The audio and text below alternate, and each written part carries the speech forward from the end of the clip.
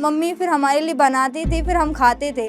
वरना कभी कभी ऐसा हो जाता था कि हम भूखे भी सो जाते थे। मैंने कोई अदर काम स्टार्ट किया, जैसे कि मैंने फूल बेचे। स्कूल नहीं नहीं, स्कूल उस स्कूल का तो नाम हम पहली बार ही सुन रहे कि स्कूल भी कुछ होता है। मैं भी ये ड्रेस पहन पाऊंगी जो उन्होंने पहनी है। तो फिर उन्होंने पेंसिल दी मेरे हाथ में और एक कॉपी दी। लग रहा था कि लिखने में उस पे क्या लिखूं।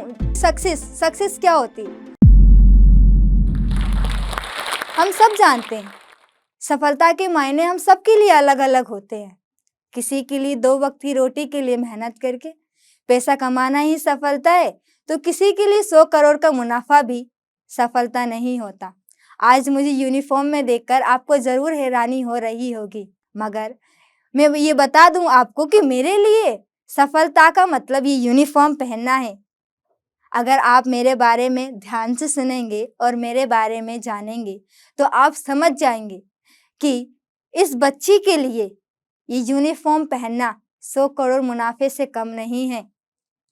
जब आप समझ जाएंगे तब मैं आपको बताऊंगी कि असली सफलता और सक्सेस क्या होती है, क्या मतलब होता है उसका।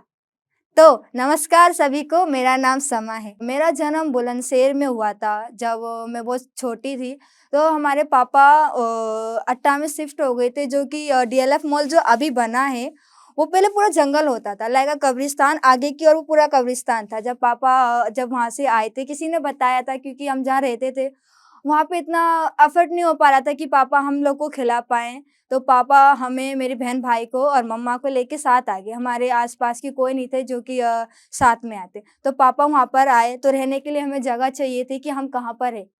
तो पापा ने क्या करा, उन जगह को देखा, वहाँ पे कोई था नहीं। तो पापा ने आगे की साइड का एरिया साफ किया, तो वहाँ पे हमने झुग्गी बनाई, तो वहाँ हम रहते थे। पापा एक लाइक नॉर्मली ऐसे ही जाते थे मांगने उंगने, तो वहाँ से ही हमें लाते थे, तो उसी से हम खाते थे। जब पापा जाते थे तो हम पापा का लौटने का वेट करते थे कि हमारे पापा कब आएंगे। हमें मतलब कि हम खाने का वेट करते थे कि पापा हमारे लिए क्या लेकर आएंगे, क्या खाने के लेकर आएंगे।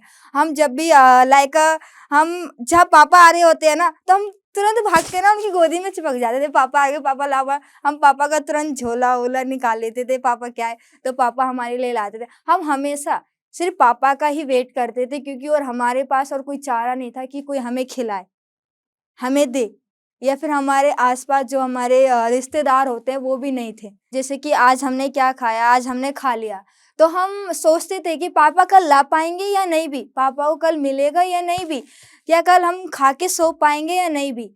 जब पापा लाते थे तो हम सोचते थे कि हमें जो आज मिला है क्या वो कल भी मिलेगा। हमें एजुकेशन के बारे में तो कुछ भी नहीं पता था, क्योंकि मेरे घर में ना मेरी बहन, ना मेरी मम्मा, ना मेरे पापा, यहाँ तक कि एजुकेशन का नाम ही, एजुकेशन का वर्ड मैंने तब जाना जब मैं देवसन चांदनी मैम से मिली थी।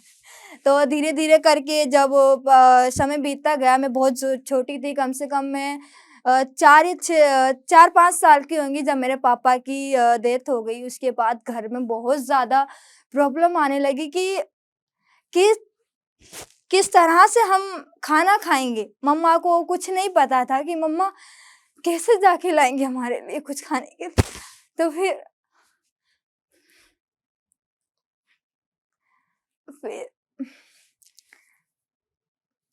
फिर मम्मी ने सोचा कि अगर वो नहीं जाएंगी तो हमारे लिए कैसे लाएंगे वो खाने के लिए। तो फिर मम्मी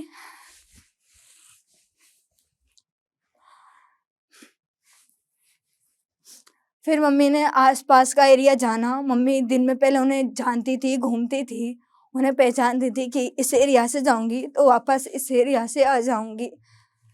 और फिर मम्मी ने जाना स्टार्ट किया। तो फिर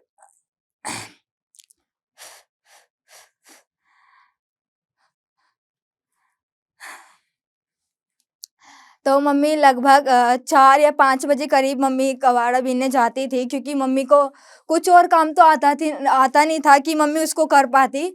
तो मम्मी ने किसी को देख कर ही वो काम चुना। तो मम्मी जाती थी रात को, इसलिए जाती थी कि रात को क्या करते थे कि दुकान खाली वगैरह होती थी, उससे जो भी कचरा होता रात को होता था, और दिन में तो लोग बहुत सारे बीनने वाले आ जाते थे। तो मम्मी सोचती थी कि थोड़ा बहुत तो हमें ज़्यादा मिलेगा ताकि हम सुबह जाएंगे। तो मम्मी के बाद फिर मैं धीरे धीरे मम्मी के साथ मैं भी जाने लगी, क्योंकि बहन छोटे भाई-बहन भी थे और फिर मम्मी की थोड़ी-सी हेल्प करने के लिए, क्योंकि मम्मी इतना अफ़ोर्ड नहीं कर पाती थी, अकेले नहीं ला पाती थी। तो फिर धीरे-धीरे मैं भी मम्मी के साथ जाने लगी, मैंने भी बहुत ज़्यादा उनके साथ हेल्प करी। जब हम लाते थे, इतनी डेली बीनकर आती थी, उसको अठक्का कर के अलग-अलग रखती थी। देन वो जब लाइक 5 या 6 केजी का हो जाता था, तब मम्मी बेचती थी, तो तब मम्मी को पैसे मिलते थे। देन फिर मम्मी हमारे लिए कुछ बनाती थी। मम्मी फिर हमारे लिए बनाती थी, फिर हम खाते थे। वरना कभी-कभी ऐसा हो जाता था कि हम भूखे भी सो जाते थे।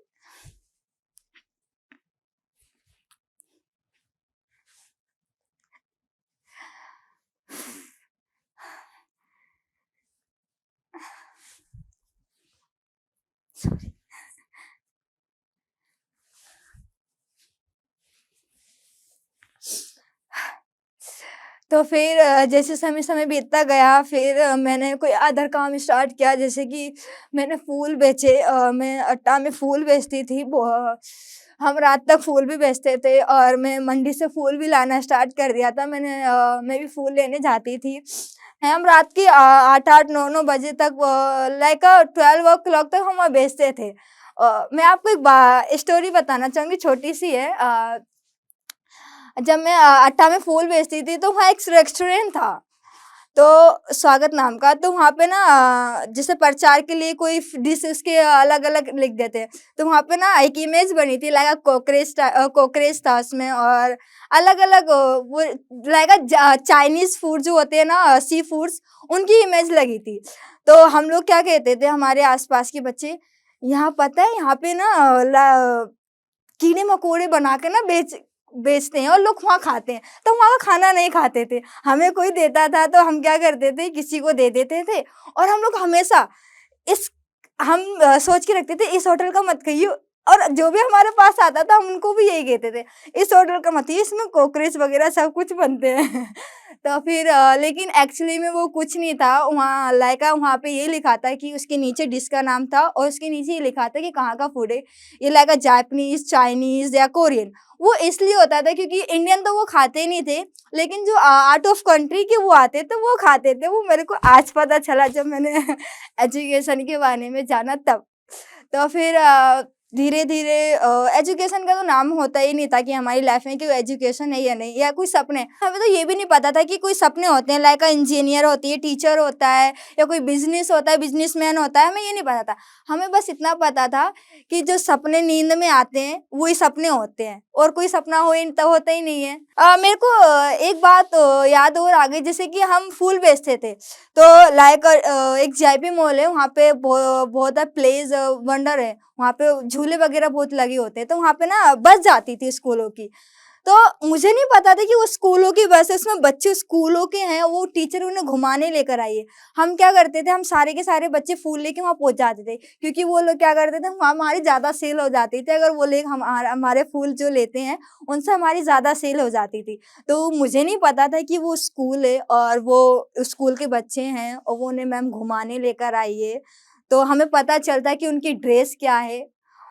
हम बस ये रखते हैं नॉर्मली कि सबकी जो ड्रेस अलग-अलग होती है, सब अलग-अलग कपड़े पहनते हैं, ये भी अलग-अलग होगी। इनका भी कोई अलग ही कुछ मोटिव होगा कि इन्होंने कुछ अलग ही पहना है या फिर कुछ फंक्शन में आए होंगे, तो वही चीज़ थी। तो फिर मेरे को कभी नहीं पता कि मैं कभी स्कूल जा पाऊँगी या फिर मैं पढ़ पाऊँगी या फिर मैं कुछ सपने भी ही देख पाऊँगी। यहाँ पे मैं आपको एक बात बताती हूँ कि ज़िंदगी में आपको कोई ना कोई मौका ज़रूर मिलेगा, चाहे वो भगवान का हो, चाहे वो किसी भी चीज़ का हो। अगर आपने कोई भी कष्ट उठाया है, तो ऊपर वाला हमेशा कुछ ना कुछ अच्छा करता है। वो मेरी लाइफ़ में ये क्या है कि चांदनी मैम और देव सर को हमें मेरी लाइफ में उन्होंने एंट्री कराई है, जो कि आज मैं यहाँ हूँ। तो क्या हुआ, एक बार जब हम अट्टा में थे, तो चांदनी मैम देव सर ने हमें देखा, तो वो आए हमसे बात करने। तो हमने नॉर्मली किया, वो जिसे बच्चे से करते हैं, तो उन्होंने से हमने भी किया। उन्होंने बोला पढ़ते हो? पढ़ते हैं, लिखे। फिर उन्होंने बोला तुम पढ़ते हो, स्कूल जाते स्कूल? नहीं, नहीं, उस स्कूल उस स्कूल का तो नाम हम पहली बार ही सुन रहे हैं कि स्कूल भी कुछ होता है। तो उन्होंने क्या करा, एक बार अपने कुछ बच्चे भी साथ लेकर आए थे। जब हम घर पे थे तो वो अपने स्कूल के बच्चे ड्रेसअप करके लेकर आए। तो उन्होंने दिखाया कि देखो ये बच्चे स्कूल जाते हैं, क्या तुम भी इनकी तरह जाना चाहते हो? तो मेरे को वो ड्रेस देख के मेरे को बहुत अच्छा फ़ील हुआ कि मैं भी ये ड्रेस पहन पाऊँगी जो उन्होंने पहनी है।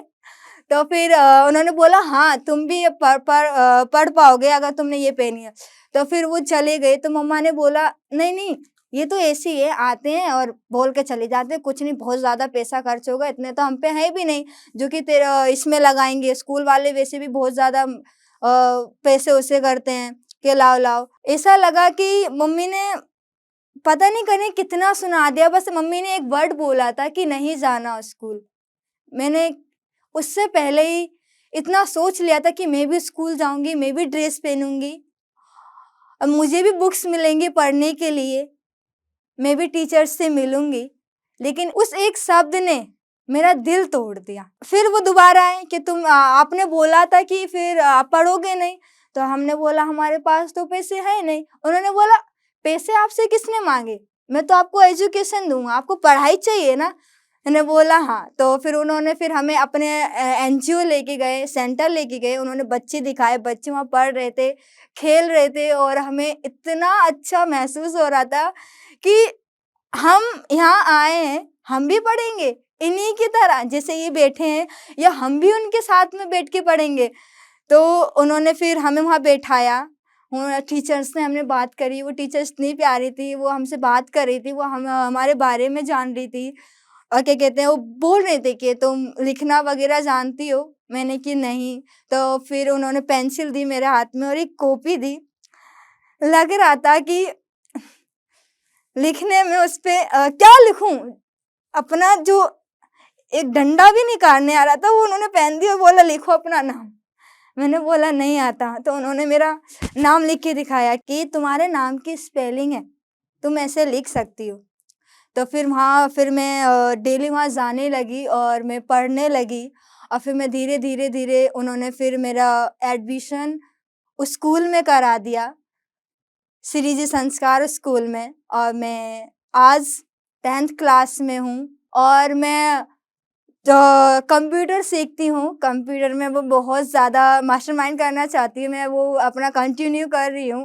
मेरे को बुक्स बहुत ज़्यादा, इंग्लिश की बुक्स बहुत ज़्यादा पसंद है और इंग्लिश के मैं गाने भी सुनती हूँ और मैं बोल भी लेती हूँ। और मैंने एक लैंग्वेज सीखना स्टार्ट करी थी, तुर्की लैंग्वेज, और मैं वो थोड़ी बहुत आधी बोल लेती हूँ। फिर मैं बीच में मैंने स्टॉप कर दिया था क्योंकि मेरी 10th क्लास स्टार्ट हो गई थी। बोला कि सारा focus only on 10th class पे दो क्योंकि ये बहुत ज़्यादा इम्पोर्टेंट है। तो मैंने बोला कि ठीक है, इनके बाद मैं अपना वो आगे रखूँगी और मैं एक एक्स्ट्रा लैंग्वेज भी स्टार्ट करूँगी, स्पेनिश लैंग्वेज भी मैं सीखना स्टार्ट करूँगी वो। और फिर मैंने बहुत ज़्यादा बुक्स पढ़ी। मैंने पहली बार लाइफ़ में ऑनलाइन शॉपिंग करी थी। मैंने चाणक्य नीति बुक मँगवाई थी, जो कि मुझे बहुत ज़्यादा मोटिवेशनल और बहुत ज़्यादा मोटिवेट करती है, और मैंने उसको पूरी बुक्स पढ़ी।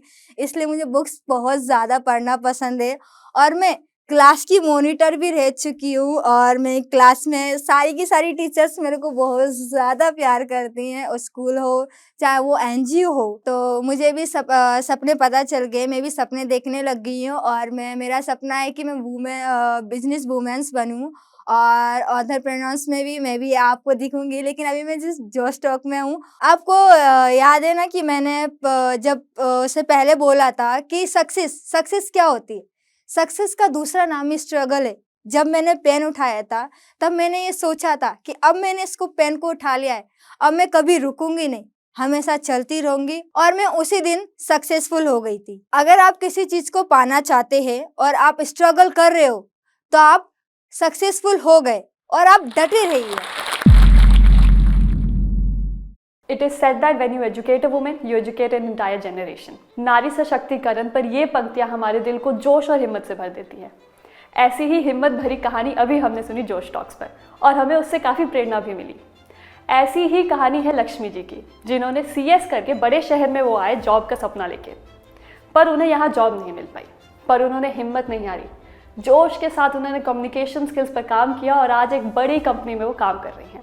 लक्ष्मी जी की ही तरह कई स्टूडेंट्स जैसे कि वैशाली जी, नीला, प्रणाली, आरती और उषा जी ने मिलके जोश स्किल्स के साथ विभिन्न स्किल्स जैसे कि spoken English, communication skills, personality development, finance, business building सीख कर आज अपनी अलग पहचान बनाई है।